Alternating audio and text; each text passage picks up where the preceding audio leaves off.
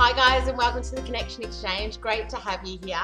So I'm doing a series of interviews around really how to plan your business, and I guess key questions that are coming up from my community on how they do certain things. So today I'm really excited to have Sam McFarlane with me. Hi Sam, how are you?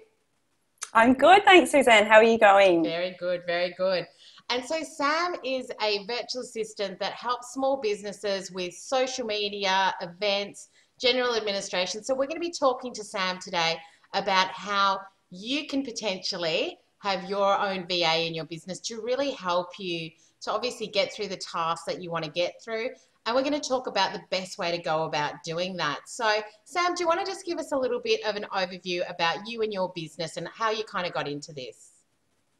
Sure. So my business is SamSays, and I started my business a little over 2 years ago. My background is in marketing and event coordination, and the whole juggle with children got a bit too difficult, and so I stepped out of the corporate world and saw a bit of an opening for other small businesses that need help with social media and general admin things, but they don't really have the budget to have someone there as a full-time or part-time employee. So I started my business basically helping other businesses with their social media, and it's just sort of grown from there. Great, great. And so what sort of tasks do VAs normally do, would you say? I think there's such a huge range of tasks that you can outsource these days, particularly because everything is, most programs are based in the cloud. So a lot of people might want to outsource their emails because they just find that they are overwhelmed with emails. So someone to have a look at their emails, filter through them and just manage their emails, highlight the urgent ones, database entry, things like that, that might not be the best use of your time. And it's something that is quite reasonable to outsource to someone else to do. Other things, other VAs do reception duties. So if you're a business like a massage business or something, you might have someone that answers the calls for you when you're in with clients. Researching topics for blogs. I know a lot of small businesses are trying to do blogging because it's a big space to get exposure. So researching topics for blogs and things like that, even ghostwriting. I know that some VAs do that. And then social media, so managing social media accounts like Facebook, setting up accounts like Twitter, LinkedIn, whatever it is, whatever space you want to operate in. So setting up the accounts for you, creating the content, and then managing the interactions on the page as well. So I think, you could just pretty much name anything that you want and there would be someone out there, another VA, that would be able to help in your business in that particular area, because a lot of different VAs have different focuses. Yeah, for sure. I mean, I know that I've found it really helpful for me recently because I love video. Hello. And and so I find it really easy just to kind of be on camera for 10 minutes and I've pretty much got a post there. But I hate writing it up. Like, I really hate it. It's like pulling teeth for me. So I now send that to my VA and she then transcribes that into a blog post. I then review it and post it. But it just saves like 20 minutes out of my day to actually do that. And it's not something that I enjoy doing as well. So that's been really good. And then scheduling all of my social media for the month in my Hootsuite account as well, which, once again, just a time saver. Yeah, absolutely. Because once you find that you get onto Facebook or Twitter, it just sucks your time. It's a bit of a vault. 5 hours go? Yeah. Yeah. Yeah. And so what would you say is the best way to go about finding a VA for you? I think word of mouth has been the best way. So, finding out from colleagues and people that you know in business, if they use a VA, what their experience has been like. And you can also do a general search on Google or LinkedIn. There's also Virtually Yours virtual assistant and a Clayton secretary, which has a whole database of VAs to access. So you basically put forward what it is that you're after, and then you'll get some responses from VAs that will be able to help you with your tasks. So basically they're coming to you, and then you just go from there. So I think there's probably a few different ways of going about it. Yeah, it's just a matter of having a bit of a look around and seeing who's in your space. And I think it's a very personal thing as well, you know, to find somebody that you communicate really well with, that you feel comfortable just being honest with, and, you know, sort of having that open dialogue about things. Because I think that the worst thing that can happen is you have somebody, they're doing something for you and it's not really working, or it's just not quite right.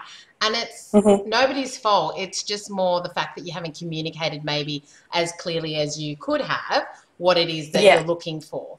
And I think that that communication piece is a big one as well. I know that I posted a question about, you know, what challenges do you find with, you know, a VA, or what are you looking for, etc. And quite a few people just said, I just want people who communicate with me. So I think that updating and having somebody where you've got that connection and they understand the expectation as well is really important.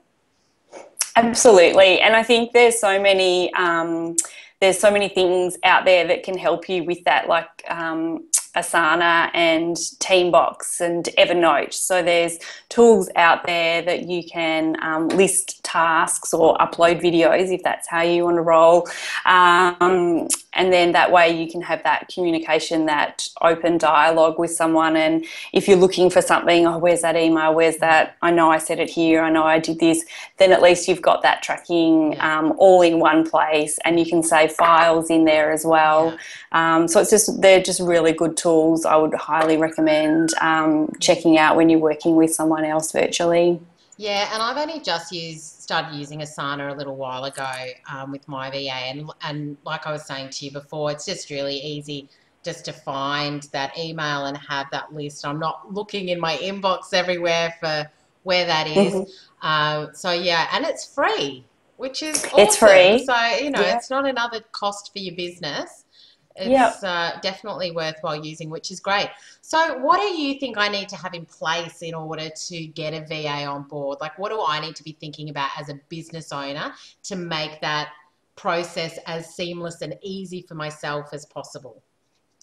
I think the first thing that you'll probably need to have in place is a confidentiality agreement, because obviously you're going to be more than likely sharing passwords and business information with the VA. So I think that a confidentiality agreement would be the number one step, which you can pretty much find some templates online and set that up in place. I would also just make sure that you do communicate, and you maybe set up a bit of a timeline, like say, let's trial this for a month or 3 months and see how we go. So at least both of you have the opportunity to say at some point, if it's not working, look, it's just not working, and you've got that ability to do that. So it's less stress on you to think that you've taken this person on and you feel responsible to give them a certain amount of work.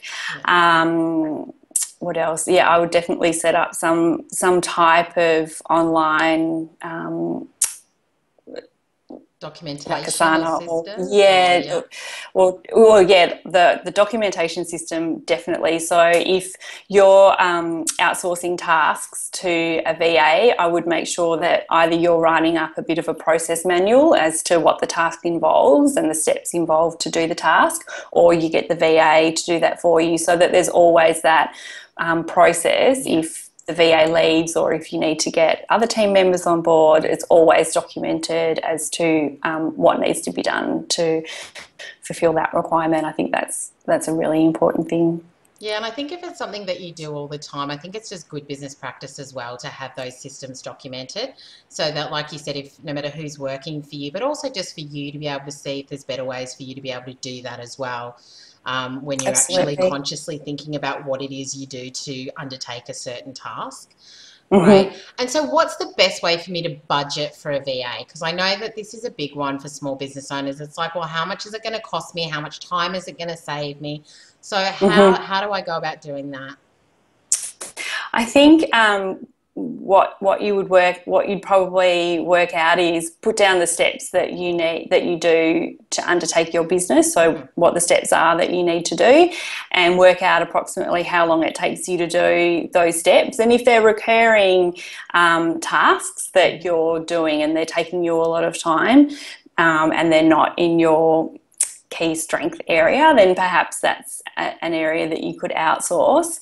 And you could sort of budget around, if the VA was charging an hourly rate, you would be able to budget around that, and maybe start off small, and see how you go, see how long they take to undertake the tasks, and start from there. Yeah, and I think that when you were saying, if you've got a month or a week or whatever's trial with a VA, it's also about then, because that's the first time they're working with you as well. So what you require might be a different time demand depending on what you want done. So that's been really good as well, because then I say to my VA, so how long did it take you to transcribe, say, a 5-minute video? So I know that takes, say, half an hour or 20 minutes or whatever.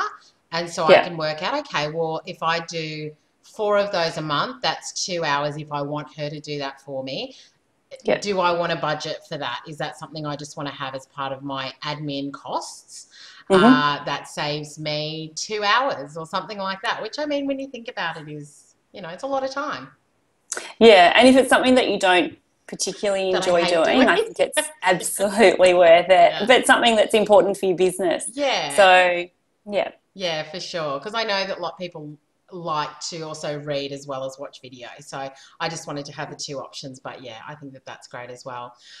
And so how do I work out how much I'll need a VA for? So, do I do everything? Do I just do one thing? How should I sort of work through that? I think, again, I'd start off small, go through that checklist of the tasks that you undertake for your business, and just start with 1 or 2 tasks that you outsource to them, and then see how they go, see how long it's taking them versus how long it takes you, see how the whole process is going, and making sure that you're not having to manage it every step of the way, because you're probably wanting just to outsource it and then it to come back to you completed. So yeah, I'd just start off with, it's really baby steps, starting off small, communicating all the way along, and just, seeing what the end result is that you're getting back from the VA.